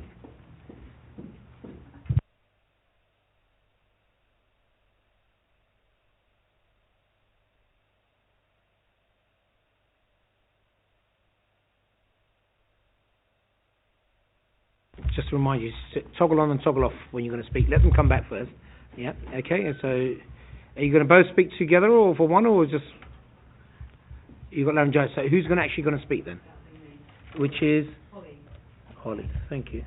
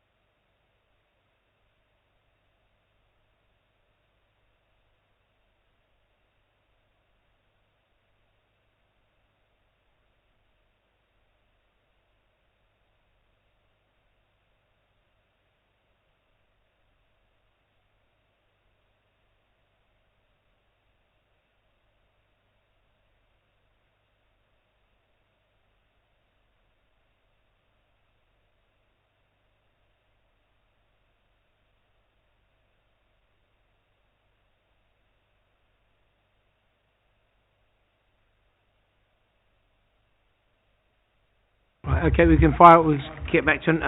So, Holly, fire away when you're ready. Don't forget. Yes. Okay. Thank you. Yeah, obviously we are concerned. We live above and have a existing problem as it stands with the Ascot.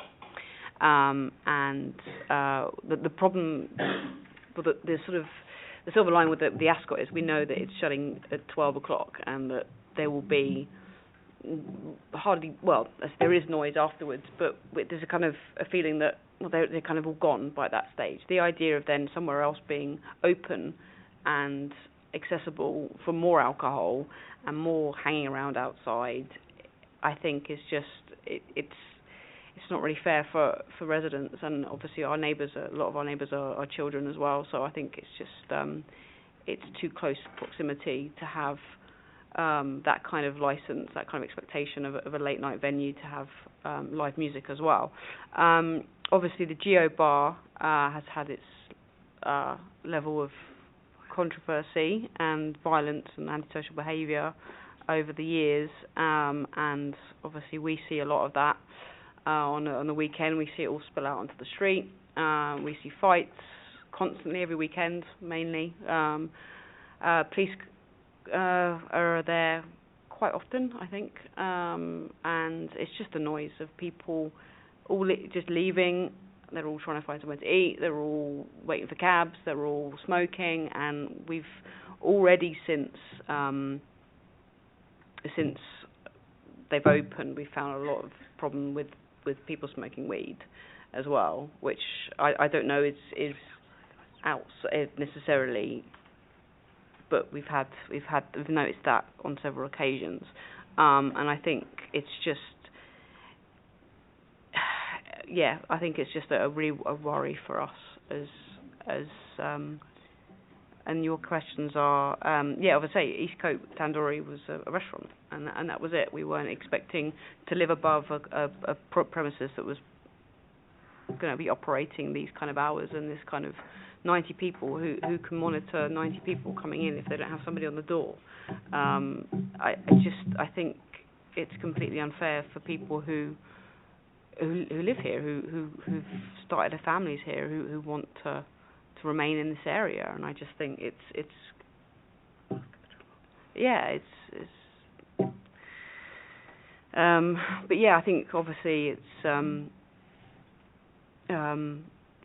think it's the same as most residents, the worry that it's just antisocial behaviour really, and we've had a lot of problems with people using the alleyway between the shop and people. I mean, there's people using it as a toilet, not just for number ones, and there's a lot of problems with sick and drugs and just, I mean, every single Saturday, Sunday, I have to go out with litter pick and pick up the mess, the kebab wrappers and all that stuff everywhere, and it's just, it makes us not want to live here, and that's a real shame because it's a lovely place and it's become unbearable really. So, and I feel like it has got worse, and I just think this would be the final straw. I think we wouldn't want to live here anymore, I don't think, if that's the case. So, shame. Yeah, thank you for that. I do cut a lot of slack when we listen to on licensing objectives. We bind our decisions on licensing objectives solely. But thank you for that. You mentioned this alleyway. Could you just tell me where's the entry and exit into this alleyway? Is it from either side of the block? It runs right next to the Ascot pub, between the Ascot pub and the nail salon. So it's like 3 doors down from Aroma, and it runs out to the back of an access road to all the shops. I know the area. I drove past it last night, funny enough. Now, you mentioned antisocial behaviour, fighting, and various other things. Now, in terms of how have you raised this with your local councillors, the police, online? We have an online at Hillingdon. We have an online service, and if you have you brought any documentation that could support that? I haven't, no. Okay. Councillors, any questions, clarifications? Yeah, fine. Hi, Holly. Hi. I'm Councillor Barnes. I just wanted to ask you again about this alleyway. Yeah. So it runs from the Ascot to the nail bar? Yes, between the two. Yeah. Between the two. Yeah. And then is it then closed off, or could you then just completely walk behind? Walk behind, yeah. It's a public way. Yeah, it would join up with, it runs all the way back, all the way down to Meadow Way, behind the library. And how do you get access to this alleyway again? Is it? Only on foot. It's, I mean, you can drive in, you can bring your cars up all the way up to the top. But it's not a road. Yeah. Yeah. So you get through it either from a public access or from behind the Ascot or behind the Aroma bar or behind the nail bar. Is that what you're saying? Is that how you get it? You can't access it from behind. It runs alongside the Ascot pub. Right. But you can't access the Ascot pub, or you have to come around to the front to access the Ascot. Right. But what we find is a lot of people use the alleyway to do drugs. Yeah. Obviously they can't do it in open out, but they do. But they come down there and then they leave all their rubbish. Yeah. And it's usually the kebab, the aftermath of the kebab, and the fights, bottles, cans, just Can I just ask you, Holly, what sort of time of the morning or night is that when you hear that? I mean, usually Ascot is 12:30. I think they stop serving at 12, and then by 12:30, it's usually died down. They've usually gone off to find their food and gone home. Right. But between 12 and 1, it's on a Friday and Saturday. It's not nice at all.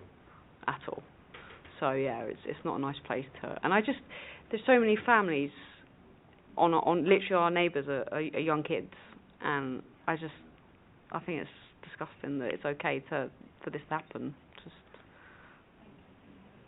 Thank you for that. Could I ask, do you have John Borden? Yep. Let's just replace seats.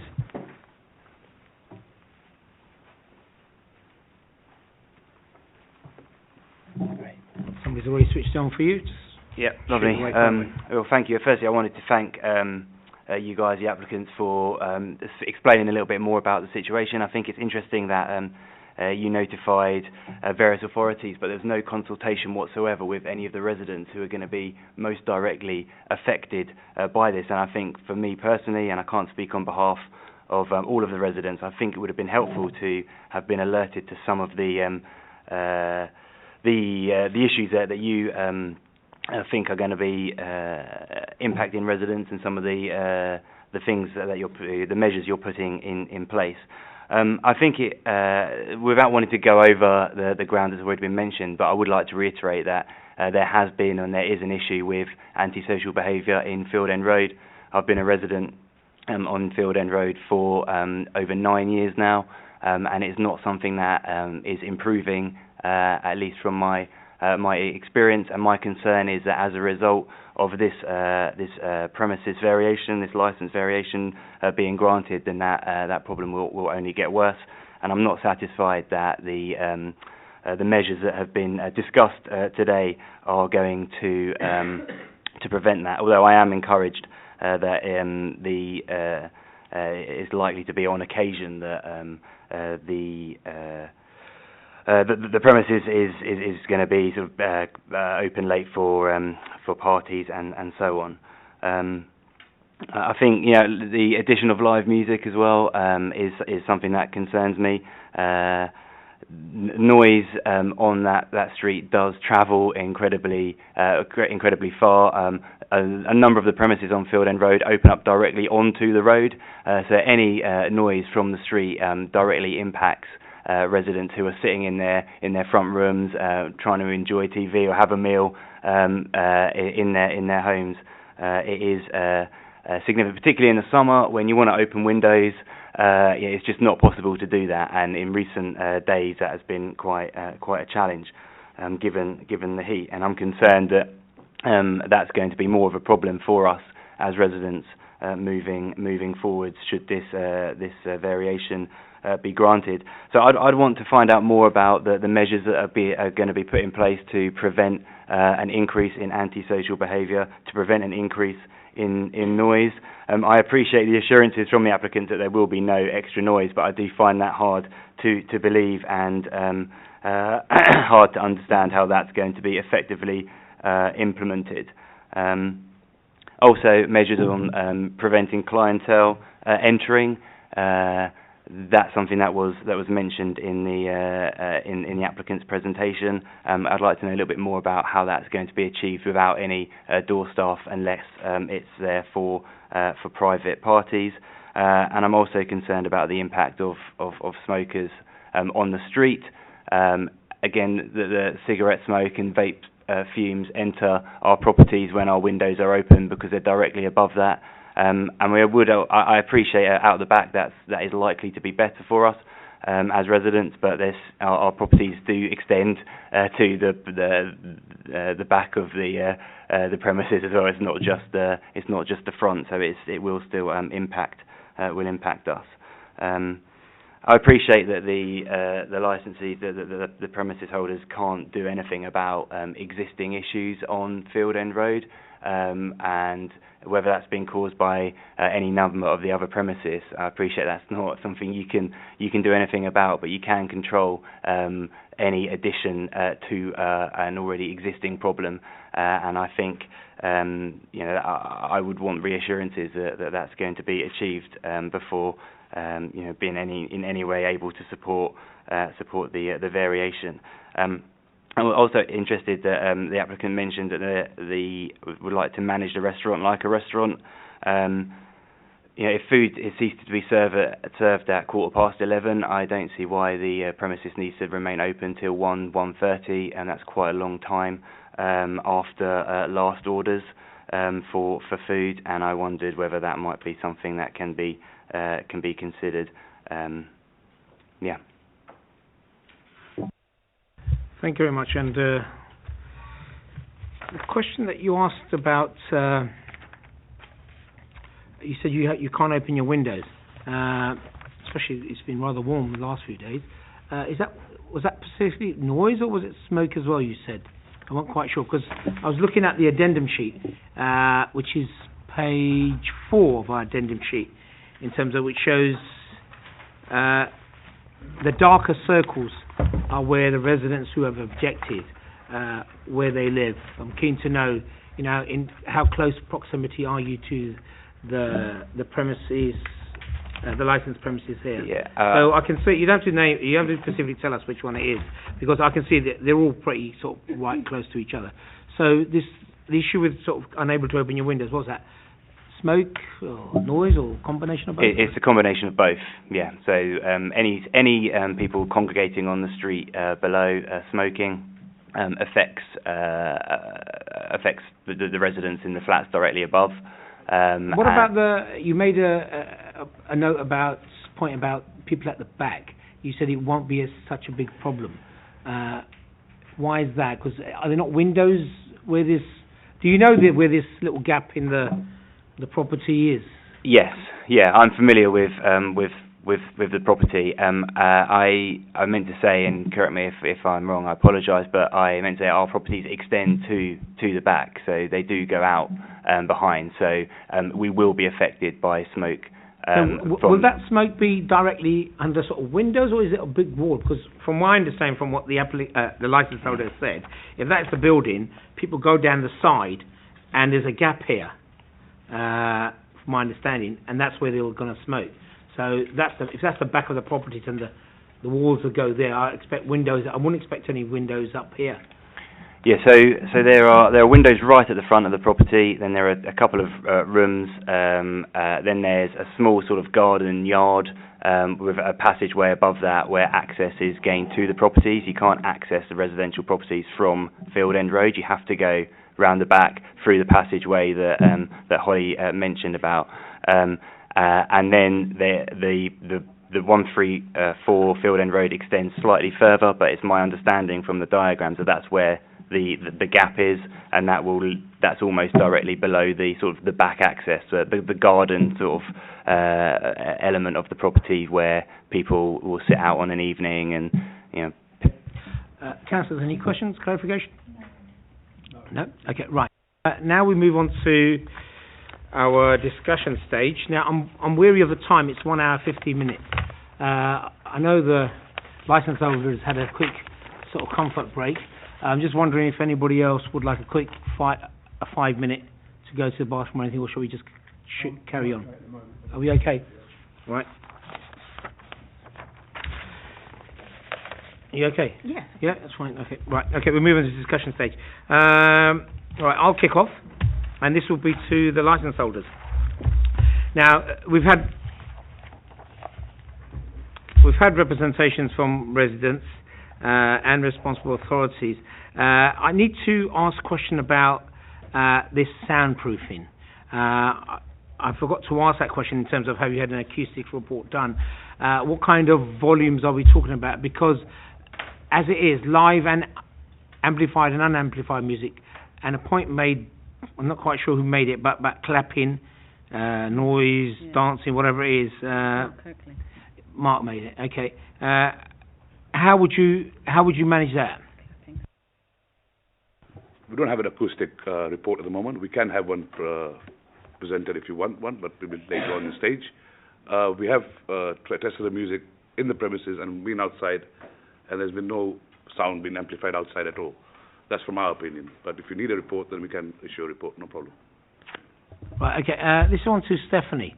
Could you just give us an update on the condition? Is it to clarify, should I say, about regulations about amplified, not amplified music after 11 p.m.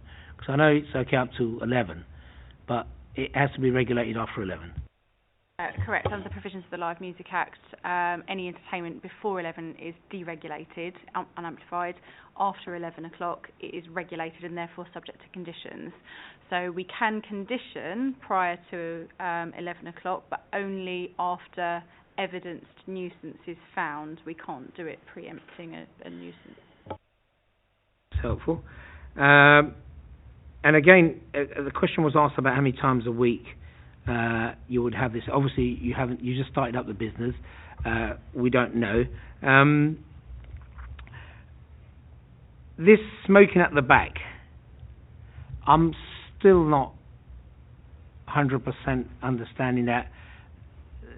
Is there a wall either side? There's a wall inside. Either wall either side, and there's a gap, and the fumes will from smoke. Is some ducting there? Is there? That roof, basically, in our property, the fire exit has an alleyway, which leads to the. It's got a door which leads to the main alleyway. So what we've got is with a flat roof all the way. It's a flat roof from residence is quite about, I'd say about 50 yards, maybe 40 yards. So it doesn't affect the residents at all. The fumes just go directly up. You can see it on the plan on page 4 to the addendum. The green circle is the Aroma, and you can see between that and the property to the left there's a very narrow alleyway. Okay. That's the area they're talking about. Yeah, that makes it clear.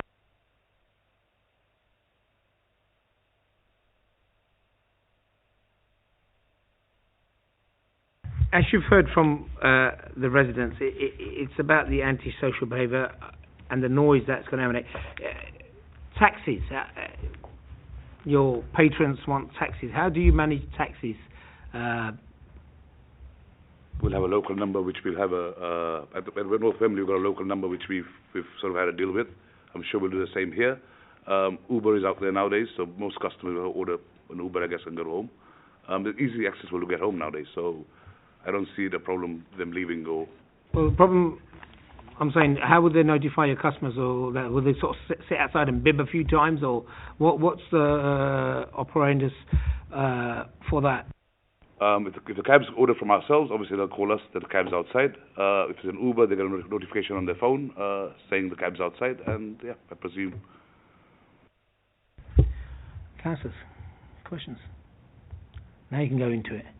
I think Ted, you was going to ask something, I think. Yeah. Yes, thank you, Chairman. I just for the whole room, really, just a little bit more clarification on the kind of security you'll have, and again, sort of how often you think you will have basically about 90 people in your restaurant, because everybody in the room has, we're all looking at a kind of thing that your restaurant's going to have 90 people every single evening. So what is the likelihood of that? I hope it's 90 people every day, which it's a restaurant at the end of the day. We're not trading as a nightclub. We're not a nightclub. We're not we don't need security to the concept we've got is just it's a small little sports pub. We'll come have a meal, maybe watch a bit of football. The music will be there, background music initially. But if they want amplified music, if a DJ comes in, that's only for private functions. If it's hired, the venue's hired for a private party. Otherwise, doing day-to-day basis, it's going to be run as a restaurant and a small sports bar where people can watch golf, cricket, football, and that's about it. So we don't need a security. Sorry, can I just ask a question there? You just mentioned amplified music. If they have a DJ, that's correct. If the private, amplified music or unamplified music. Amplified music would be if the client has a DJ, if he has a DJ. So what's the application? Is the application for amplified music? Because it doesn't say amplified. It quite clearly, I think the point was not laboured on, but the point was made quite clearly by yourselves in representation. It's not amplified music. And I believe your representative also made the point about people not... If you let me finish first, sir. Yeah, your representation was also made that people should have read the paperwork properly because it wasn't amplified music. Now, can we just... it could be a slip of the tongue. So, if amplified or not amplified? That's okay. And DJs. So, what would the DJs play then? Would that be amplified music, or because you've now... If you it works easier if you let me finish what I'm saying, and then I can understand what you're saying. Right. Now, in your representation, you made it quite clear. A sitar, a guitar, that quite rhymes. A sitar, a guitar, some other instrument, and somebody singing. Now, you are now asking us to also accept a DJ. Is that correct?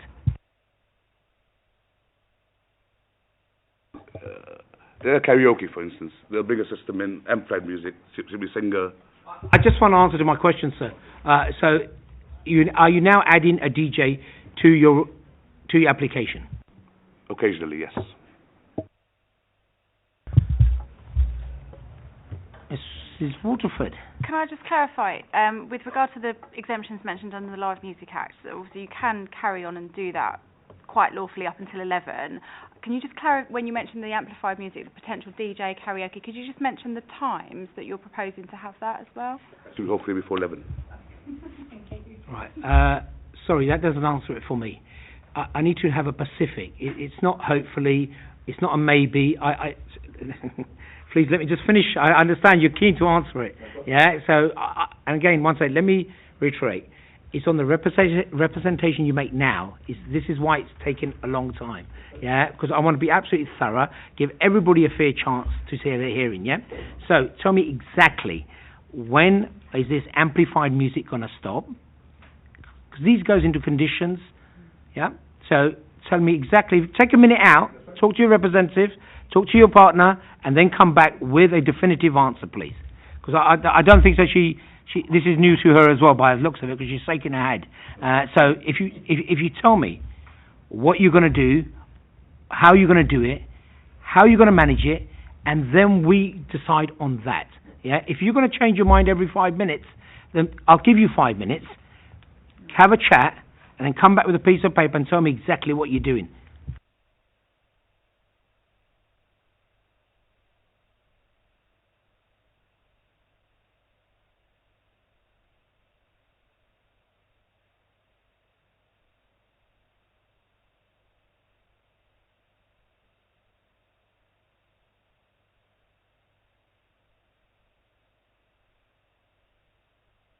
If occasionally there's a DJ, if there is, it'll be 11 o'clock. No later than that. No later than 11 o'clock. Right, so just so we get it right. So it's a DJ, amplified, so it's under deregulated time, so it's up to 2,300 hours. Okay. Any other questions, councillors?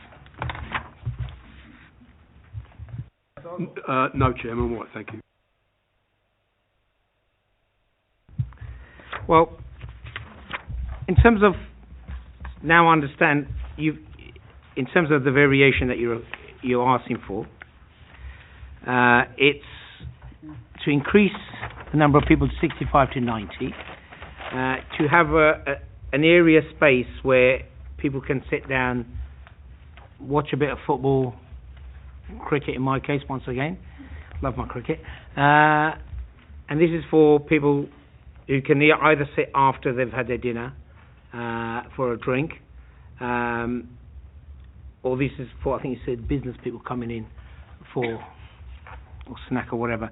How will that area be utilised when you have your big parties of 85 to 90? What are you proposing to do with that area? Is that going to be part of the...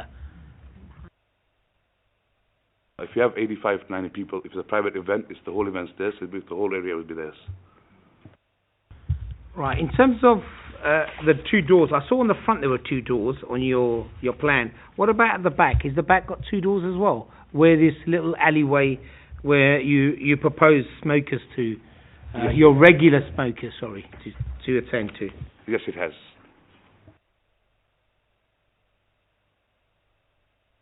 Right, I'm done. Right, we now move on to the closing remarks. Yeah, nearly forgot it. Right, we work in reverse order. So this is, if you just like to make a brief statement about what you've heard, and who did we start with last? So if we could start with Mr. Borden first. I emphasise the word brief statement. I think I'd just like to say on behalf of the residents, it's written behind you, putting our residents first, and I just think that this application as it stands will not be putting your residents first, because there's going to be an increase in noise and potential antisocial behaviour as a result of this application being granted. Thank you. Is it Holly? Holly Kent?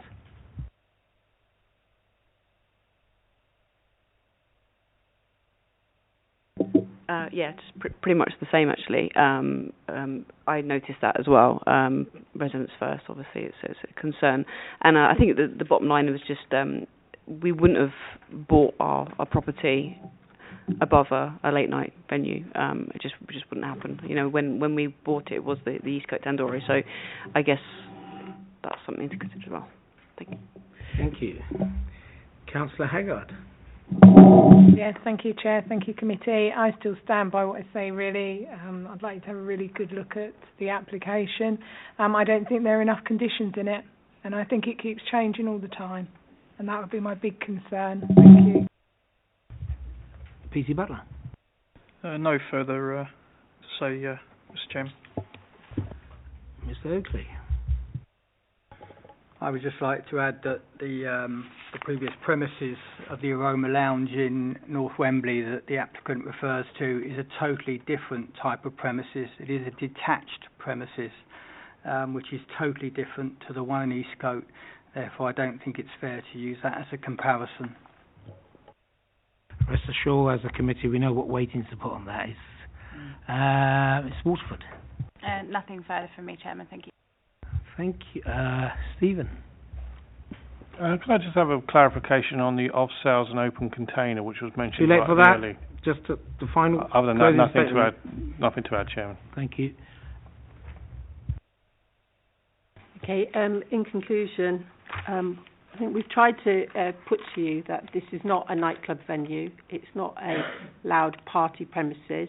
It is still going to maintain the ethos of a restaurant, but where people can go and have a drink afterwards. Obviously, we're running out of time. I would have liked the opportunity to actually ask the police and ASB team more about what they're trying to do about the antisocial behaviour in the area. We haven't seen any evidence of what that level is today. It's not been brought to the table, and nobody has brought any evidence to show how these two people running their premises are going to contribute to that. They have given assurances and made representations that they're going to ask people to leave quietly, that they're going to have people monitoring the door for smoking. They've got alternative smoking outside. And I think the fact that this area has a problem with antisocial behaviour in Field End Road is obviously causing the residents some trouble. But it doesn't mean that my client should be tarred with the same brush. And it doesn't mean that because they're going to open late that they're going to contribute in the same way that Geo Bar and Ascot are. And actually probably it's about time that more was done as a team between you three, your representations, your department, work to try and get that sorted out. Okay, thank you. Thank you, that was very brief. Thank you for that. Right, we can now move on to the deliberation stage. So we would like everybody to leave. Please take your bags and tablets and everything, huh? Oh, we'll do it now. Okay. Yeah, okay.